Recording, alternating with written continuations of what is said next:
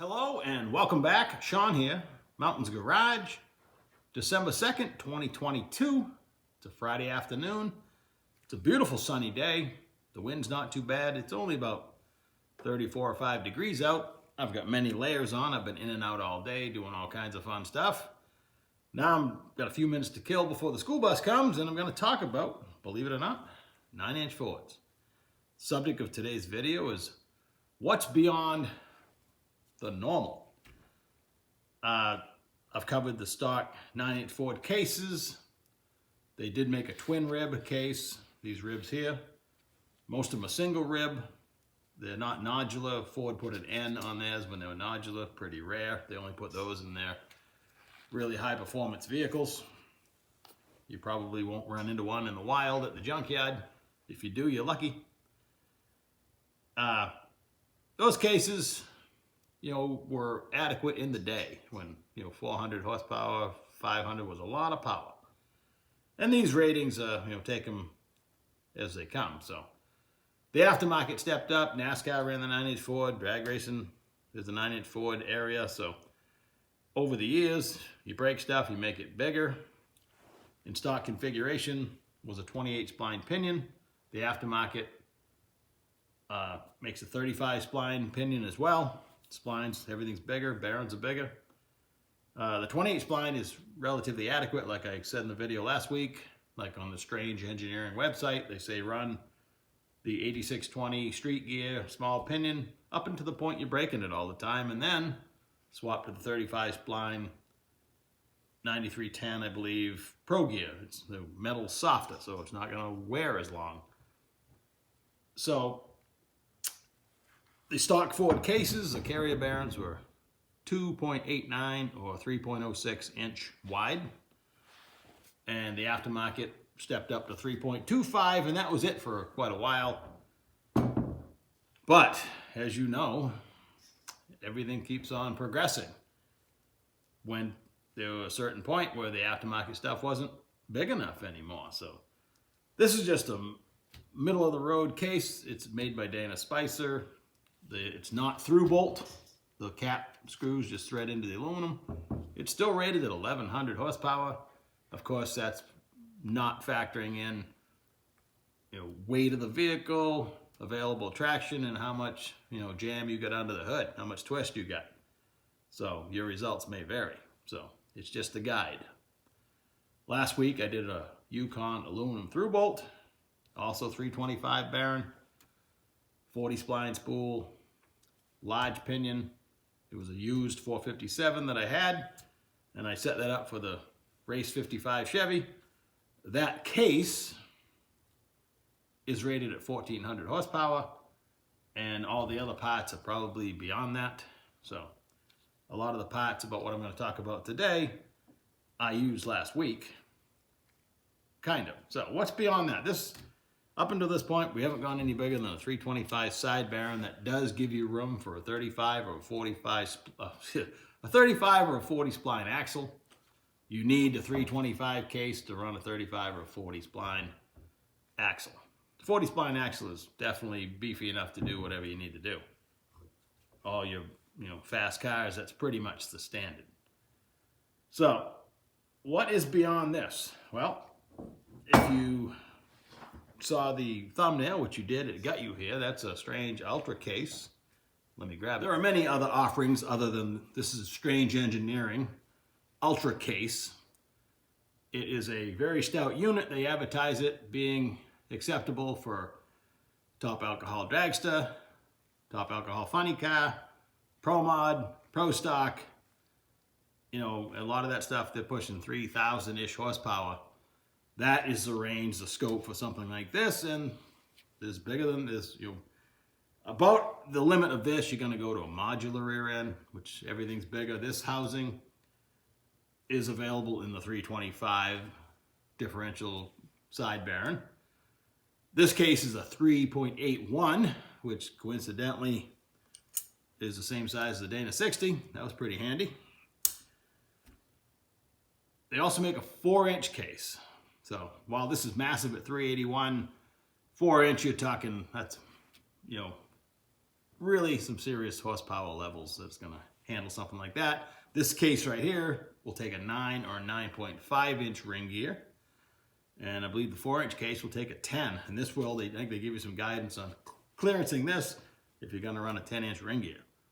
So I was surprised looking at the available bearing kits for this Strange Ultra case that they still sell everything for a small pinion.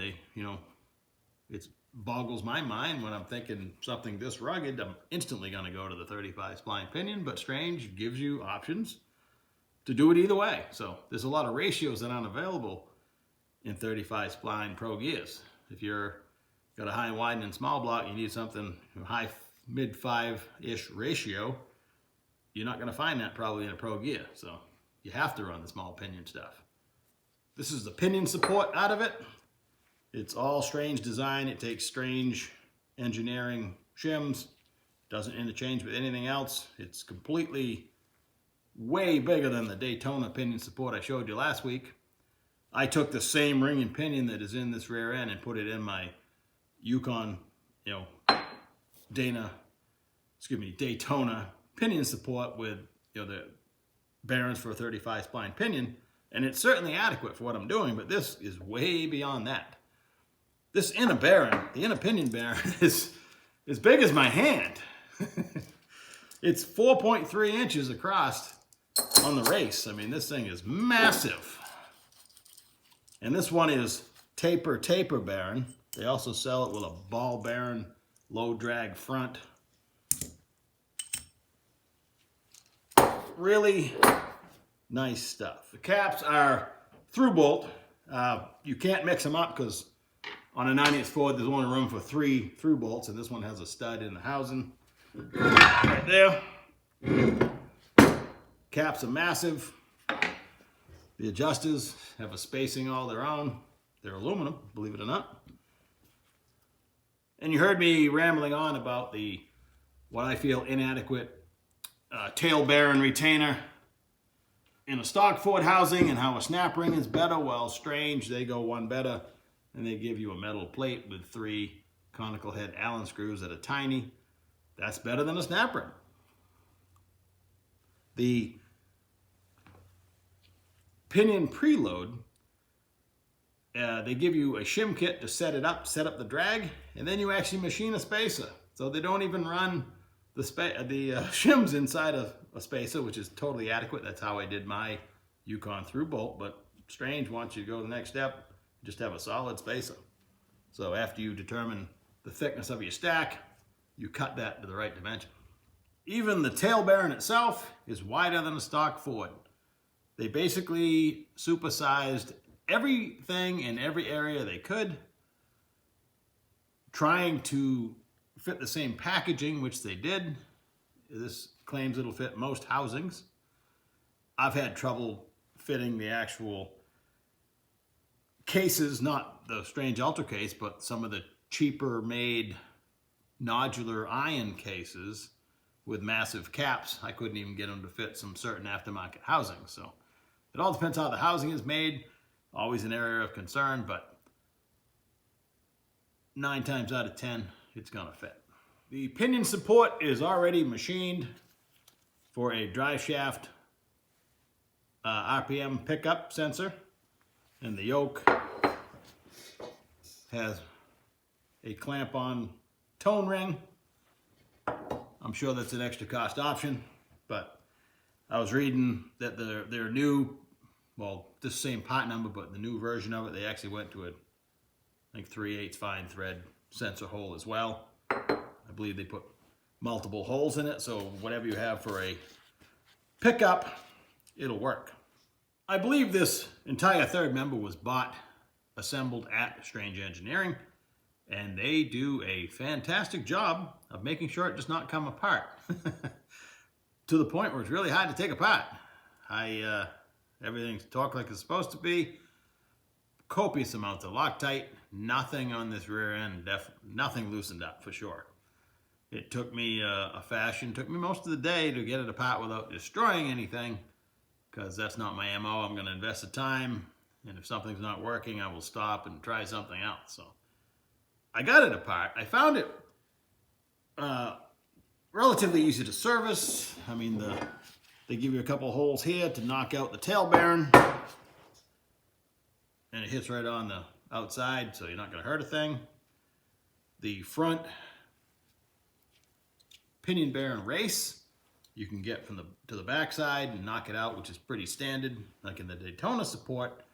But when it comes to the inner race, a massive 4.3 inch one, there's no way to get to it.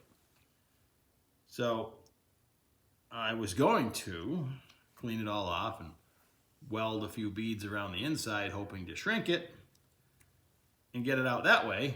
But I had to contact Strange Engineering. Here's, again, I'm not hooked to them. I'm not paid by them. It's just one of the companies we all can be proud of here in America that answer the phone, know their product. They don't make pretty much anything but rear end brakes. I mean, their drive line, they don't venture too far off that platform. So the guys know what they're talking about when they answer the phone. Guys, women, doesn't matter.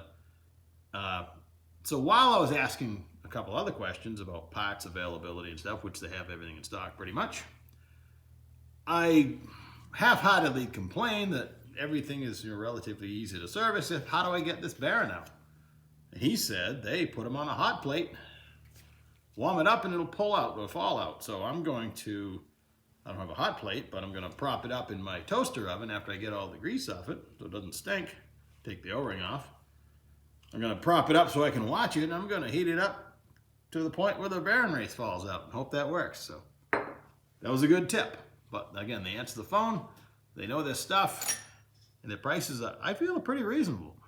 I was shopping, for instance, for the bearings, and my local auto parts stores were more money than buying the real thing from Strange Engineering. So I guess they're the spotlight of this video. I didn't know it was going to pan out that way, and I'm just glad that there are still some places right here in America where you can talk to somebody that knows their product and they have parts in stock. So there's hope yet. This is the ring and pinion that I took out. It's a 35 spline. When I talk about splines in a 9-inch Ford or any rear end, you have the splines on the pinion, you have the splines on the axles. Not to be confused, because you can have any combination, available combination, but in this case, 35 spline Pro Gears, which means the metal's softer, and they're advertised they might last 50 to 300 runs on average. This ring and pinion has 150 runs, and it's starting to show. Typically, when I was taking it apart, being the used parts user, I'm the end user for used parts because that's my budget. When I take something like this apart, I note the shim, the backlash, and I was going to put some yellow compound on it and check the pattern, but it's actually worn into it enough so you can see that it is dead nuts perfect, and it's about half its lifespan. Now, when you spend a little extra for something like this rear end, third number, and we're talking, it's probably going to cost you $400 more than the one I built last week, the Quick Performance one. If you bought anything brand new, you're going to spend about another $400. But everything is way bigger, way stronger, and it's probably going to cycle out. Like, this is half its lifespan, and I'm just doing preventive maintenance on it. There's nothing broken. You could run this a long time, and many, many people do. They put a lot of runs on this stuff, hundreds and hundreds. And miles now with the drag and drive events. People are driving. When I was growing up, I'd go to the local speed shop, and the guy told me if I drove a Pro Gear across the street, it would probably fail.